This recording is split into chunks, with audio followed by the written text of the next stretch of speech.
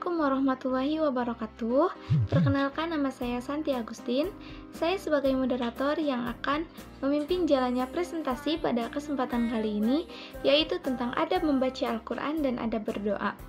Di sini saya ditemani oleh teman-teman saya yang akan memaparkan materi pada bab ini, yaitu perkenalkan, nama saya Desifa Rahmatul Barokah. Nama saya Dera Imera. Nama saya Jaiza Maharani. Nama saya Rahman Wahida.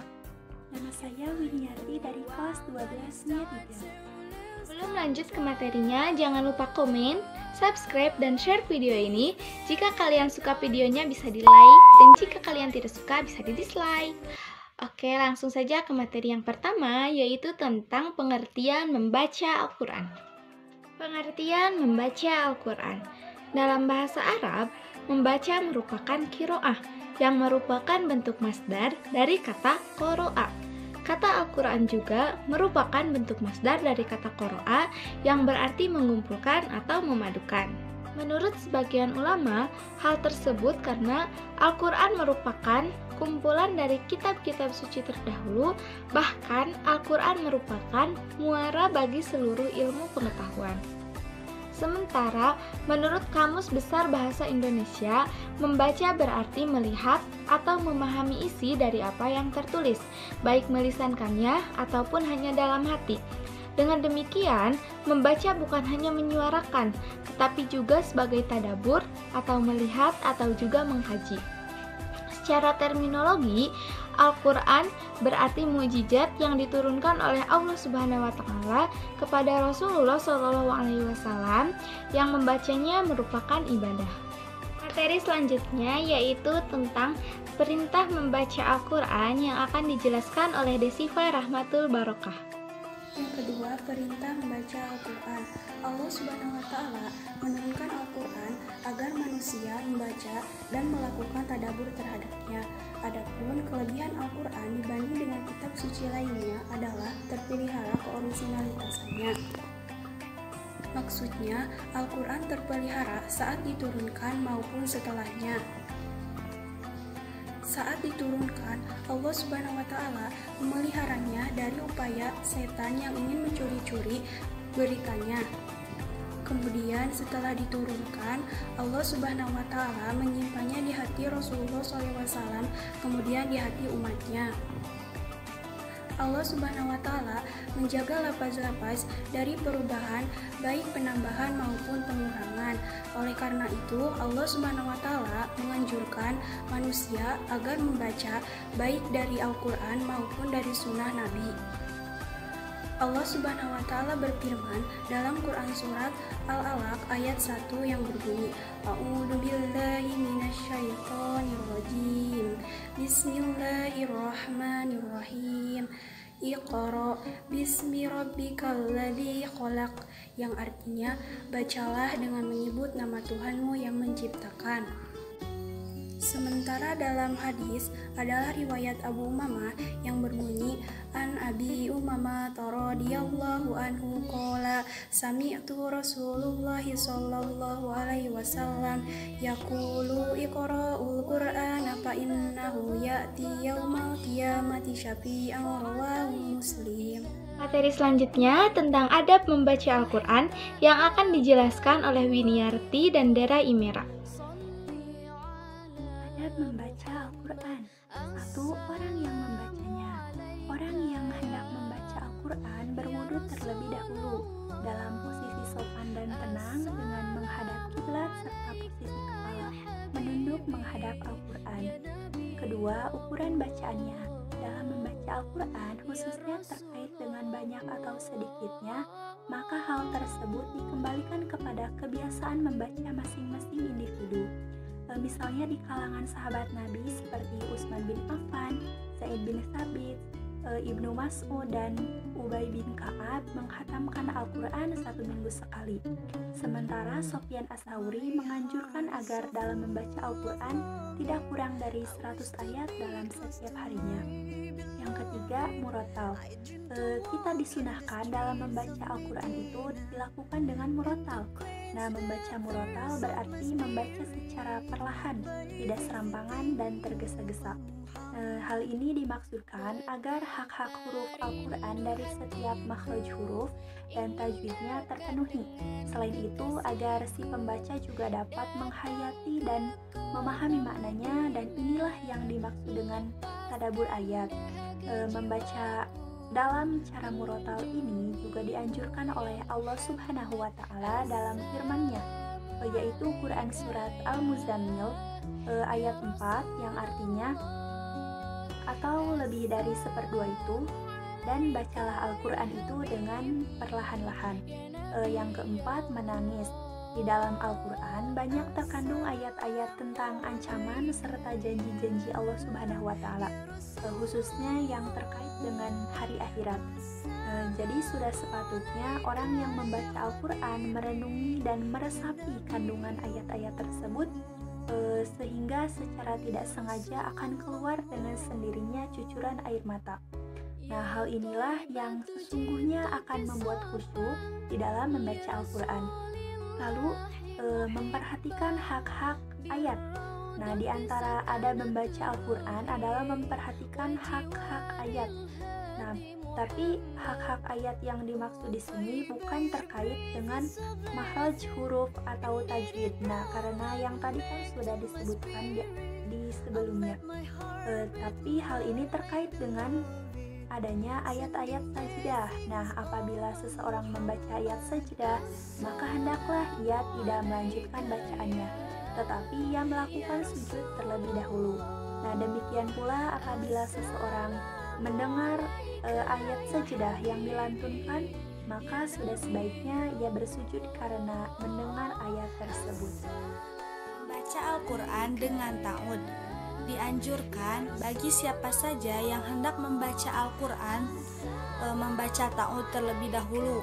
Hal ini dikarenakan dalam bacaan ta'ud terkandung permohonan perlindungan dari setan yang terkutuk yang seringkali mengganggu bagi orang yang membacanya. 7.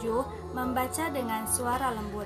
Membaca dengan suara lembut dengan tidak keras atau nyaring sangat dianjurkan, khususnya bagi orang yang mengkhawatirkan timbulnya sifat riya.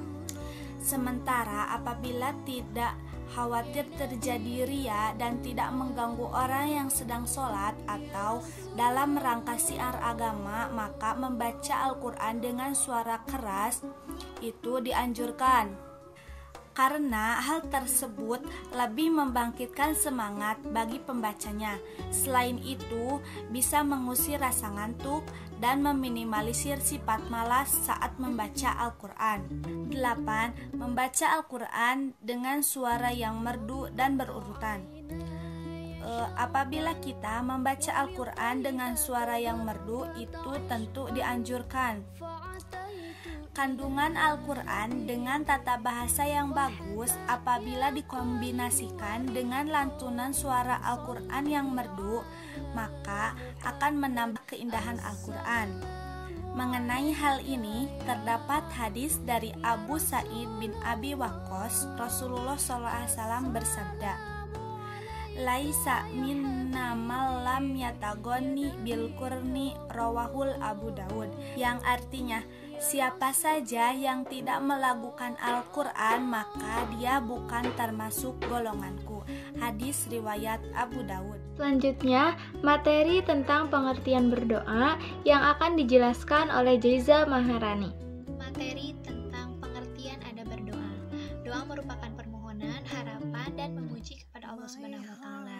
Doa dilakukan manusia karena manusia meyakini adanya kekuatan besar yang ikut andil dalam kehidupannya, yaitu Allah Subhanahu wa Ta'ala.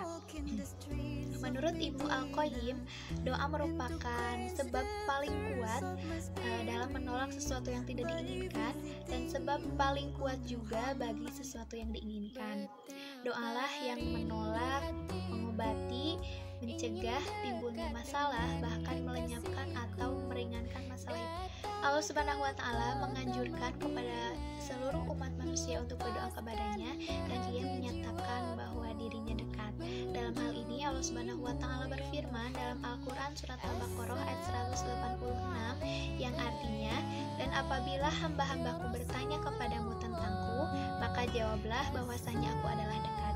Aku aku mengabulkan permohonan orang yang berdoa kepadaku. Apabila ia memohon kepadaku, maka hendaklah mereka memenuhi segala perintahku, dan hendaklah mereka beriman kepadaku agar mereka senantiasa berada dalam kebenaran. Rasulullah Shallallahu Alaihi Wasallam juga menganjurkan kita untuk berdoa. Dalam hadis qudsi, Rasulullah Shallallahu Alaihi Wasallam bersabda yang artinya, dari Abu Hurairah radhiyallahu anhu berkata, Rasulullah Shallallahu Alaihi Wasallam bersabda, sesungguhnya Allah Subhanahu Wa Taala berfirman, aku berada di sisi prasangka hambaku denganku, dan aku bersamanya apabila ia berdoa kepadaku. Hadis riwayat Muslim.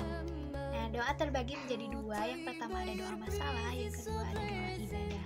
Doa masalah merupakan permohonan seorang hamba akan hal-hal yang bermanfaat baginya atau agar ia terhindar dari kerusakan. Sedangkan doa ibadah adalah permohonan seorang hamba kepada Allah Subhanahu wa taala yang dilakukan dengan ikhlas dalam beribadah untuk melakukan apa yang ia inginkan atau agar ia terhindar dari suatu kejahatan yang akan menimpanya. Hanya saja kedua hal tersebut memiliki keterkaitan yang sangat kuat. Pembahasan terakhir akan dijelaskan oleh Muhammad Rizky Fajrian dan Rahman Wahidan. Ada adab dalam berdoa. Imam Al-Ghazali menyatakan ada 10 hal adab berdoa. Yang pertama, berdoa di waktu-waktu khusus. Berdoa di waktu-waktu khusus yaitu seperti berdoa di hari Arafah yang jatuh pada tanggal 9 Dzulhijjah. Kemudian di bulan puasa 1 bulan penuh, di hari Jumat, di setelah sahur, dan di sepertiga malam. Nah, selanjutnya ada berdoa yang kedua adalah berdoa pada keadaan tertentu. Yang dimaksud dengan berdoa pada keadaan tertentu yaitu berdoa pada saat turun hujan, berdoa pada saat setelah melaksanakan sholat 5 waktu, kemudian berdoa setelah jeda adzan dan iqomah, dan di waktu sujud. Sebenarnya mudah, cepat atau tidak doa kita dikabulkan oleh Allah itu kembali lagi kepada kondisi yang ada. Misalnya kita dianjurkan untuk berdoa di sepertiga malam karena pada saat itu kondisinya sunyi dan memudahkan kita atau membuat kita lebih khusyuk dalam berdoa. Kemudian ada berdoa yang selanjutnya yaitu menghadap kiblat. Ketika kita sedang berdoa, kita dianjurkan untuk menghadap kiblat karena kiblat merupakan arah ibadah umat Islam khususnya di Indonesia.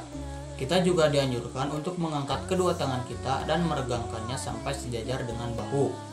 Kemudian setelah selesai berdoa, kita dianjurkan untuk mengusap muka kita dengan kedua tangan. Selanjutnya berdoa dengan melirihkan suara di antara suara pelan dan keras.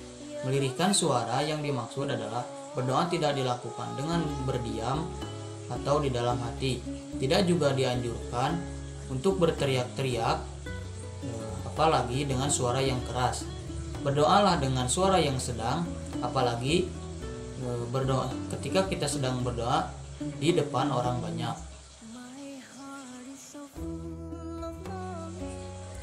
Nah, selanjutnya, tidak berdoa dengan kalimat-kalimat yang dibuat-buat.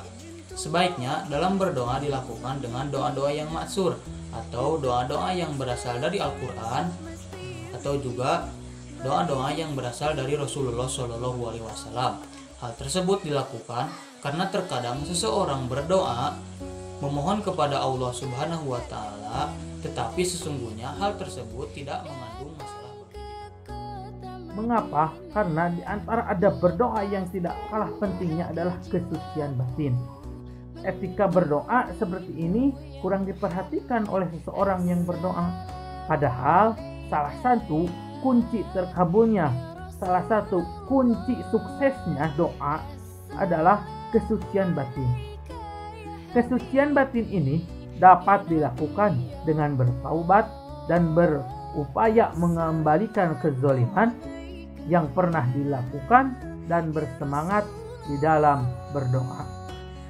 Jadi mensucikan batin, kadang kita lupa untuk mensucikan batin seperti ini. Padahal mensucikan batin adalah salah satu kunci terkabulnya doa oleh Allah Subhanahu wa taala.